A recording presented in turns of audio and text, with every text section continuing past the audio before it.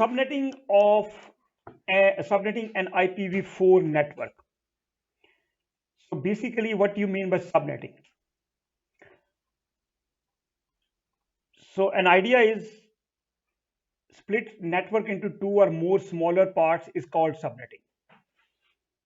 So recently we just taken an example where one network we have seen that 254 IP addresses are available, okay, for class C. But these 254 IP addresses, if you assign just in between two nodes actually, then you cannot assign these network to somewhere else in your network. So the idea is actually how we can split down these network into the two parts. So for example, if you look at this network only has 400 users. And the subnet mask IP address of the range we have assigned 172.168.0.0/16. How many IP addresses, by the way, we have here? 1,000. No, it's more than that. Around 65,000. 2 raised to power 16. Look, this this is 8 plus 8. How many bits we have? It's a /16. /16 means 255.255.0.0. So basically, it's a class B network. In the class B network, default is 16.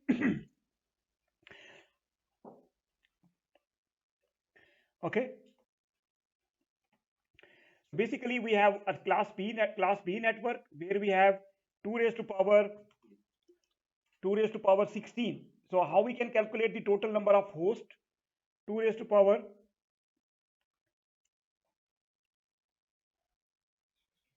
Okay, 1 minute. I think if you say 2 raised to power 16 in this subnet mask, where basically actually there are only 400 users available, live devices, live PC, live telephone.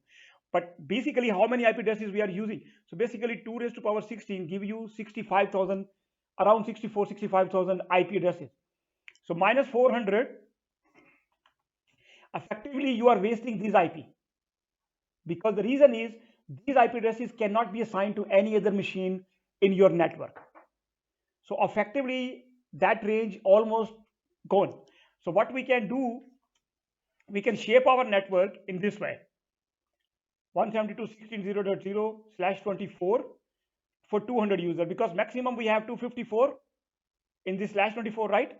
2 raised to power 8 will give you 256, but 256 means the network portion, network and the broadcast we cannot use.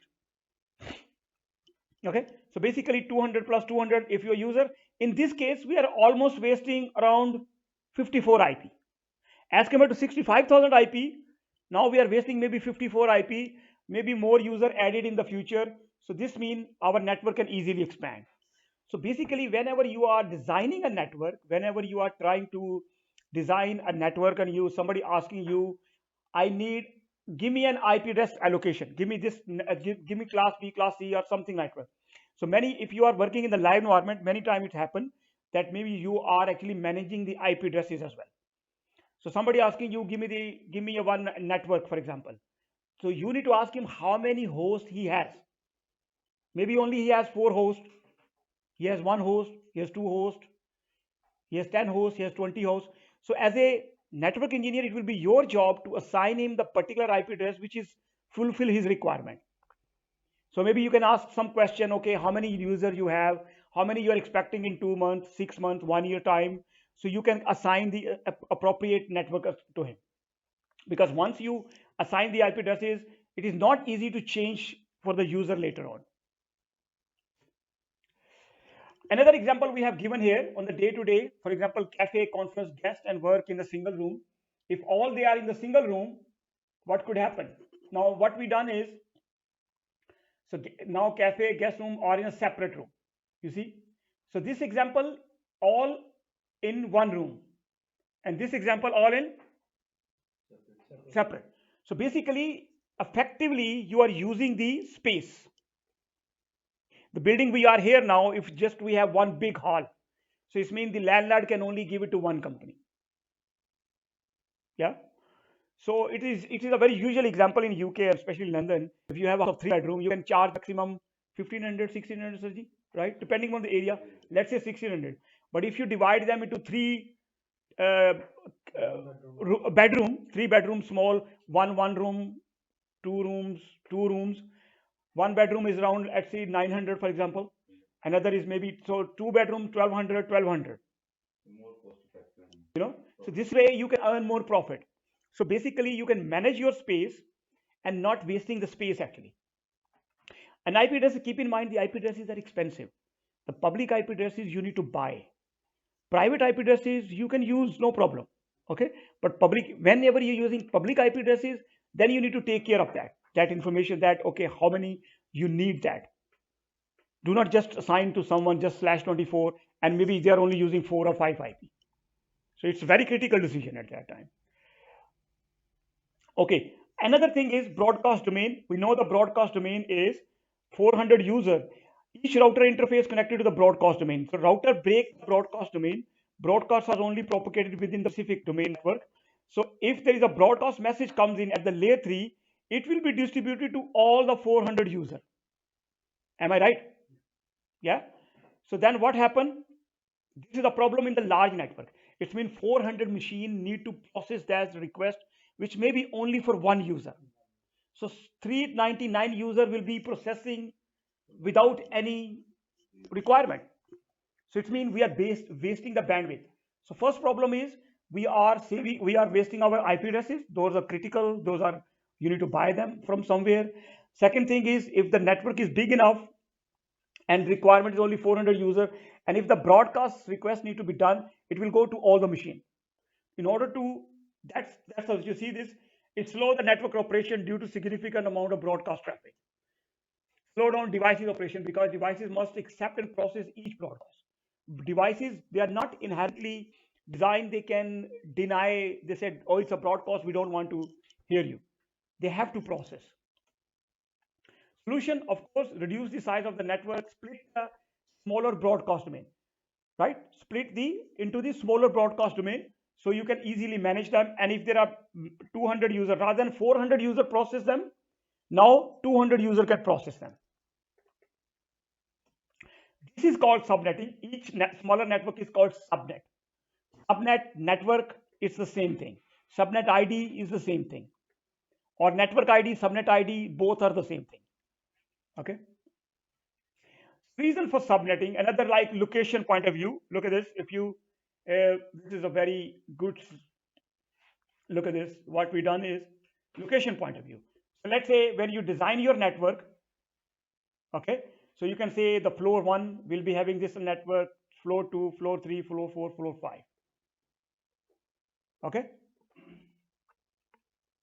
According to their requirement, okay, you can assign them to each range 10.0.1, 2, 3, 4, 5. Reason for subnetting. Subnetting determined by organization unit.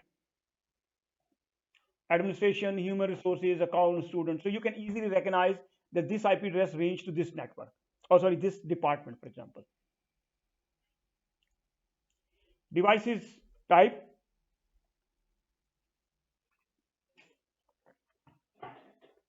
Host, server, printers as well. Now the question is how we do it. Subnetting on the octet boundary. So basically these are the default subnet mask as we already know. This is all we know, that for /8 or 2550.0, how many we host we have. Yeah, that's all we clear. How we calculated this? 2 raised to power 24, 2 raised to power 16, 2 raised to power 24.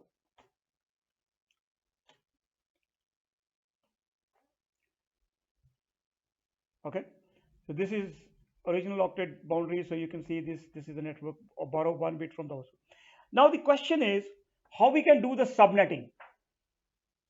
How we can do the subnetting.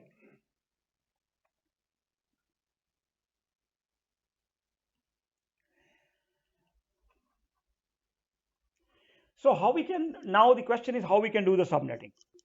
So basically when we have a big room, when we have a big house actually, and if you want to divide them into 3 rooms, or look at this building, we have, let's say, 20 offices, and in the 20 offices, initially it was just like a big building, okay, but they segregated them.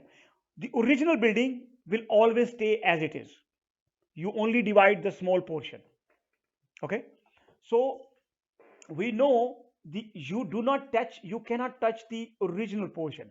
Original portion is the network portion on the left side. If it's a class C network, the first 3 octets are fixed. We cannot touch them. Like I said, London Road, right? If it's a London Road and you have 200 houses today, okay, the London Road cannot be, further go, because maybe there are other roads comes in after that. But within one house, you can divide one house, 3-bedroom flat, into 3-bedroom house into 5-bedroom, or maybe 1-bedroom and 2-bedroom and 2-bedroom, depending upon how you do it. So basically the original structure, you never touch it. So original structure means the network portion we do not touch. Where we have a space, we have the space in the host portion. Clear? So host portion means, think about, if you have a 2 rooms, you can make it into 3 rooms, 4 rooms, 5 rooms. So where we have a space, the network portion is 0. How we can divide the network? Sorry? We do not touch. Network portion we do not touch. As I said, London Road, originally London Road has 200 houses. You cannot divide London House because London Road is already built-in road. Maybe some other Keswick Road or other roads are already connected to that. So London Road will stay at 200 houses. But one, let's say the 39, 35 number, 38 number, they are big houses. You can divide the big 35 number into 35 A, B, C, D. But original 35 will stay as it is, because of course it's connected to the other neighbor. Inside there, you can build more walls. Okay. So similarly, where we have a space on the network side, network will never change. Network always remain the same, because network portion, the original identity of the network will always same. So where the formula is, because we have 8 bits on the host portion, so we can borrow 1 bit from the network portion, host portion. So now this bit become the part of the network portion. This bit become the part of the network portion. I just borrow 1 bit from the host portion. Now how many bits are now left for the host? 7. So 2 raised to power 7, 128. Am I right? Yeah, 2 raised to power 7. So it's mean when we borrow, I will be creating 2 network. Previously I have 254, I have 256 total IP. 2 IP we cannot use. But now we have 128 on one side and 128 on one side. Okay. Then basically we have now, how many bits we have borrowed? 1 bit we borrowed. Okay. So when we borrow 1 bit, actually 2 raised to power 1, 2, it means we get 2 network. Is that clear? So 2 raised to power 1 will be 2 network. So previously it was 256. Now with each of them, okay,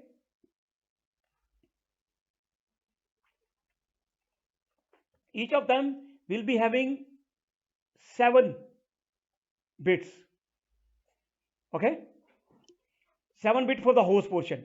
2 raised to power 7, 2 raised to power 7, both will be having equal number of hosts, 128, 128. Whenever you borrow 1 bit, now how many bits you have borrowed? 1. So how many network you will be creating? 2 raised to power 1. And how many bits are left for the host portion? 7. 2 raised to power 7, 128. Each network, now think about it, 1 big building has been chopped down into the 2 rooms, equal size. If it's a 400 square meter, equal size 200 square meter from length and width wise. Equal. But the main structure is the same, no problem at all. Now the problem is subnet mask. How we define the subnet mask? The definition of subnet mask is, in the network portion all the bits are 11111 on. Remember? That is why 255, 255, 255. That is the definition of subnet. And the host portion must be 0. So now we borrow 1 bit and that will be become of the network portion. So the subnet mask will be 255, 255, 255.128. Is that? So with the just borrowing of 1 bit, we created 2 network. Each network will be having and the first one will be 0, the second one will be 1, and each one will be having 128 host. Is that clear? And then the subnet mask. So whenever you do this division, you need to recalculate the subnet mask as well, because now you borrow one bit which has been borrowed by the host portion. It is part of the network portion now. Okay, it's part of the network portion. So basically the subnet mask will change. This is called custom subnet mask. So previously, if this was 24, which was class C default subnet mask, now it will be /25. 1225 means we just borrowed one bit from the host portion. We borrowed 0, this is the bit, second, and that's all. Now both the network will be having subnet mask, same subnet mask. Subnet mask will be no difference. Okay. Here you can see 192.168.1.0/25. You can see this. Interestingly, network address 192.168.1.0. You see this? That's the network address. Now it's become the network address now, because we have 8-bit. Previously we have 8-bit, 1 bit is there. These are the two networks we have. Each of the network now, what is this broadcast address? How we calculate the broadcast? The definition of broadcast, guys. The network portion, host portion must be 111. So this will be 127. This will be 255.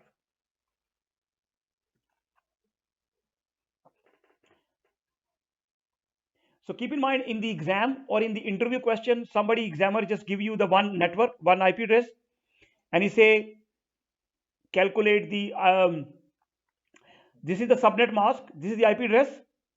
Tell me the IP address, first IP, last IP, broadcast network address for each network, broadcast IP, first usable IP, last usable IP. Now the question is, the first host will be 192.168.1.1. On the other side will be 192.168.1.129, because 128 is part of this network, and 126 and 254. So that is the things you need to calculate. Okay, little bit confusing. Don't worry, I will come back. But so far so good. When we borrow one bit, 2 raised to power 1 will be 2 network. Each network will be like 192.168.1.0 and 192.168.1.1. Clear? These will be 2 networks. Then the subnet mask will be, everyone will be having this subnet mask. The topology point of view, the previous things which we have discussed, okay, we can assign this to this network, and I can show you here as well. Okay, concept of subnetting here more, and you will see how we can assign the IP address. So here, let's say I get the the crossover cable between router to router.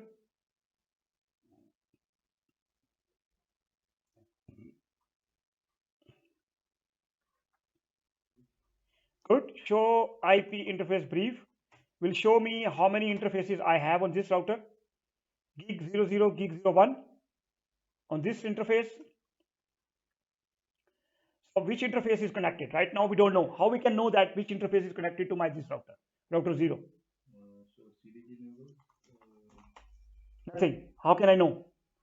CDP will not work until the interfaces are up. Please keep in mind, because CDP need to be exchanged between the two Cisco devices. So in order to do that, interface gig 0/0, no shut on one side, and also here IP. So basically I have the other router,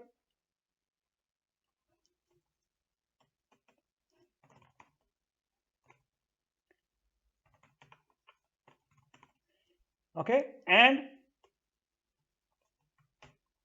no shut. Now you see both of interfaces are up now.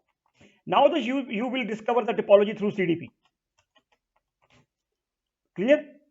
If you do show CDP neighbor, now you see This is switch and this is a New York router, for example. So fast 00 is connecting to the other side gig 00. Okay. Now let's say I just go here, right? So let's say I have two interfaces. Interface gig fast 0/0. IP address 192.168.10.1 255. Okay. I assign this IP address right now, and let's say I go into the another interface and assign this different IP address from the same range. Let's say the next IP 192.168.10.1.2. Sorry, 2. Now, what is the question? What is the problem I'm facing?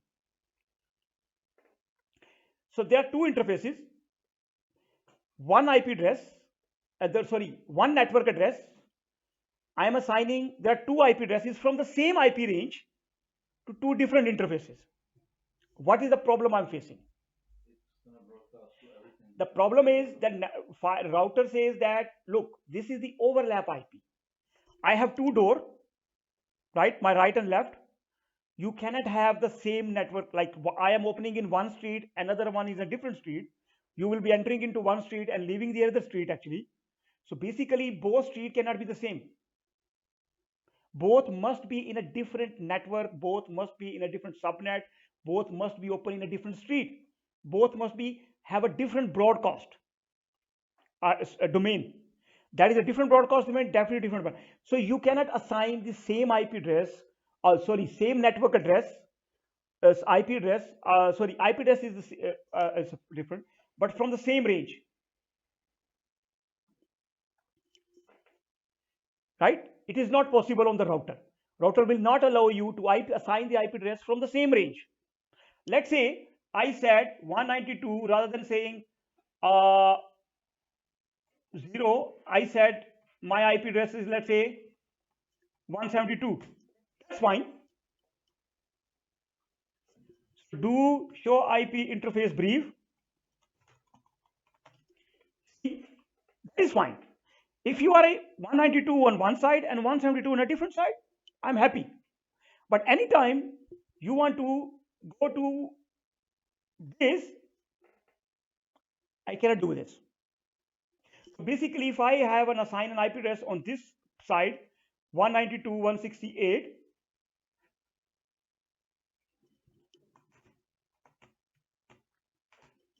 on this side of the this interface actually,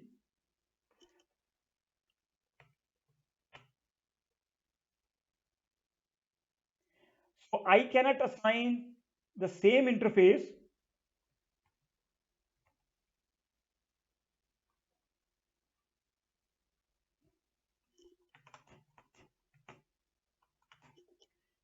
look, both are same. This is not possible. This is not possible. However, what is the possibility that yes, I can assign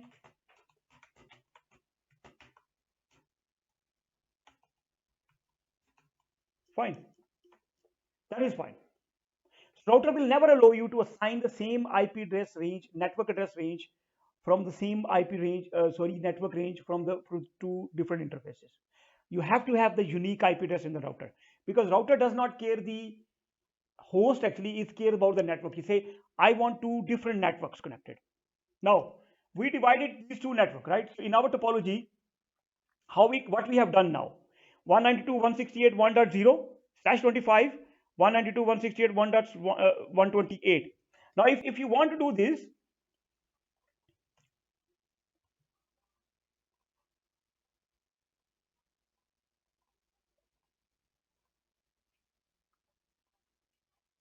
now how can we do this?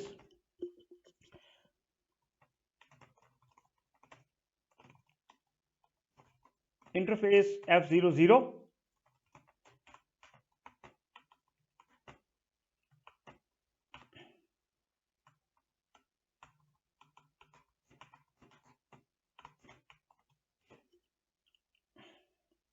Sorry, let's say I'm saying no IP address. I'm removing the IP. And on 1, I'm also saying no IP. Now let's say I'm going into 1.0 and I'm typing the IP address of 192.168, let's say 10.1, 192.168.10.1. Okay, subnet mask. Look at that, my subnet mask is now changed. Okay, because we borrow one bit. Okay, that is was part of the host, but now part of the network. Is it clear? Now the second IP.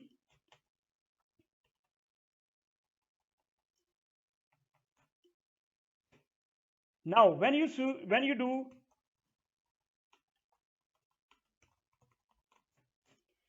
look at this. Effectively, when you see the IP, the first three bits actually, so first three octet, they look the same. How this is possible right now? Because we subnetted it. The previously 254 hosts now divided into two different, and now router allowed you. Even the major boundary is the same, the major 192.168, but because now we subnetted, we use a different subnet mask 128. It allowed me to use one IP from one range and one IP for another subnet. Is that clear? Okay, and I'm telling you, nobody will ever teach you or give you this concept of subnetting. They tell you this and that, but this is very unique. Now you will not be able to forget this. Okay, subnet mask doing with the practical. Do the same practical at home as well. Okay, assign the same IP, then do the subnetting, then see. Clear? Now effectively they look same. However, when you do show running, we see the subnet mask is different. See?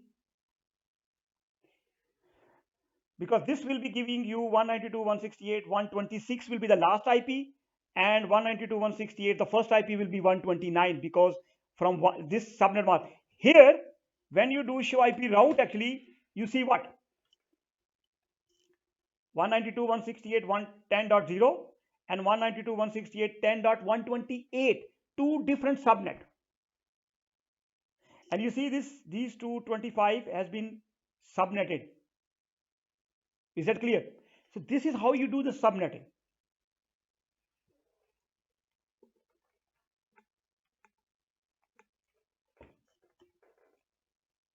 Now this is exactly what we have done. So 126 IP address is here, 126 IP address is here. Total will be 254. Sorry, less than that. Okay. Two different interfaces, now they have the same IP. You see, R1. So previously, we cannot assign this from /24. You cannot assign the same IP range, subnet network from the same IP, but from the now you can see. Also, you can see on the machine like PC. Now what you're doing is the difference is subnet mask is different. Subnet mask is the same, but oh yeah, but subnet mask like basically, I mean, because it shows you this is the custom subnet mask. Custom subnet mask when you borrow the bits from the host portion. Default is what? For class A /8, for class B /16, 255.255.0.0, for class C 255.255.255.0 or /24. Okay. Subnet mask will be taken. Whenever you do the subnetting, the subnet mask will be the same. No difference at all.